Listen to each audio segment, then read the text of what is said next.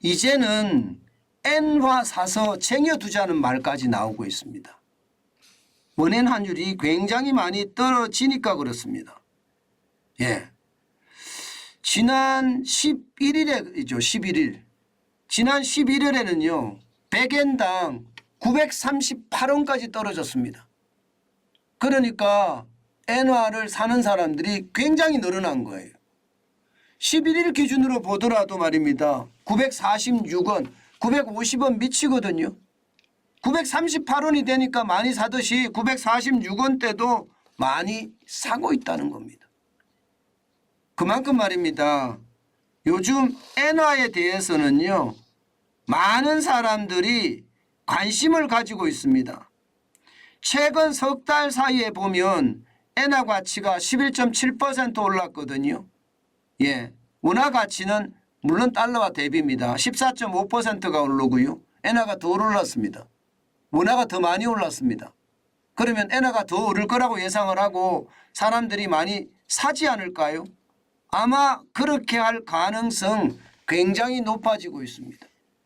여러분 환율 자체가 지난 3월 20일이죠. 2020년 3월 20일에 1191.34원까지도 떨어진 적이 있습니다.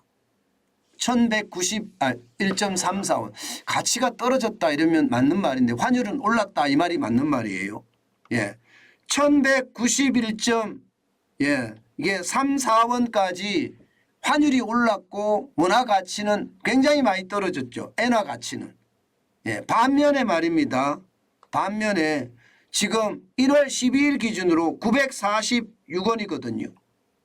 그러면 무려 말입니다. 245.34원의 차이가 납니다. 245.34원. 결코 적은 숫자가 아니죠. 예. 만약에 245.34원이면 1191.34원하고 비교를 해보면 말입니다. 지금 무려 20%가 떨어진 수치입니다. 20%가. 20%가 떨어졌으니까 야 너도 나도 좀 사자.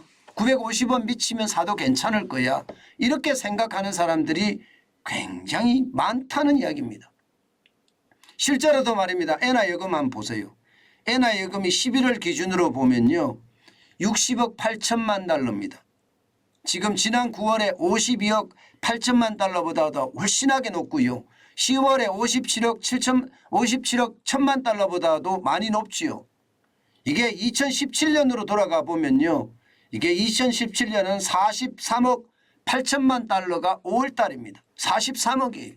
거기에 비하면 60억 8천만 달러는 굉장히 많이 늘어난 거죠. 굉장히 많이 늘어난 겁니다. 2000년에 들어서서도 말입니다. 2020년에 들어서서도 54억 달러였거든요.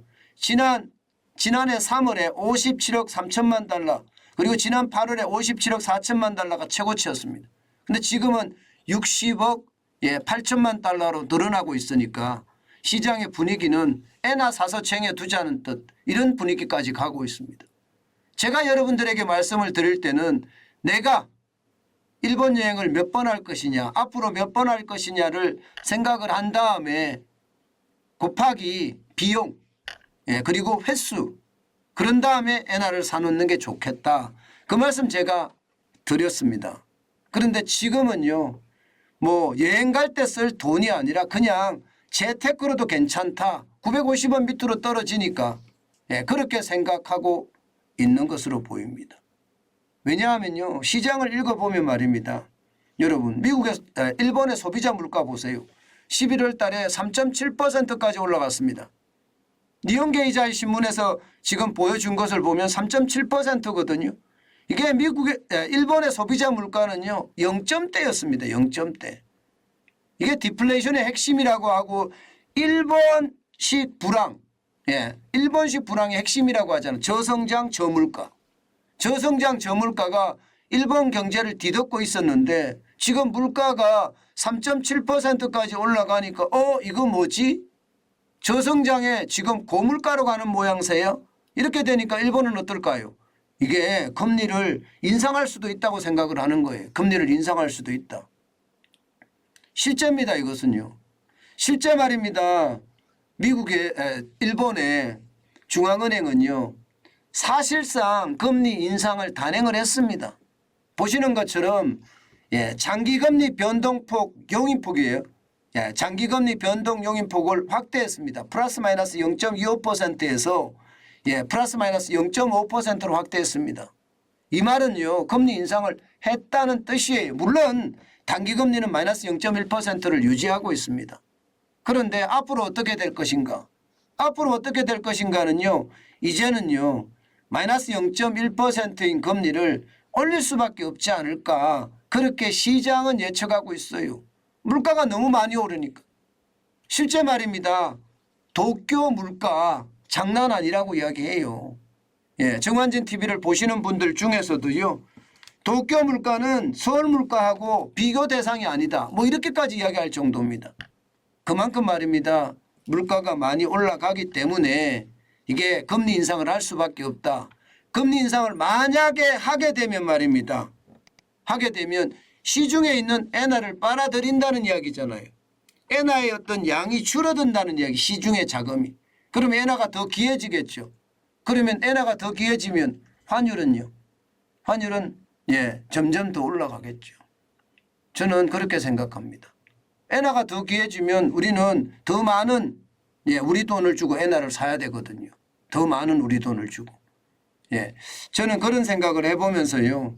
이게 930원, 950원 밑으로 내려가면 제가 조금씩 사자고 이야기한 거 지금도 유효하고요. 앞으로도 유효합니다. 그만큼 말입니다. 시장의 분위기는요. 굉장히 다르다는 것 다시 한번 말씀을 드립니다. 제가 시장을 볼 때 말입니다. 여러분하고 함께 보는데요. 제가 시장을 볼 때 저는 지표를 가지고 쭉 보기 때문에 틀리지를 않았던 것 같아요. 그런 차원에서 보면 엔화에 대한 관심도 가질 필요가 있는 것은 아닌가. 저는 그런 생각해 봅니다.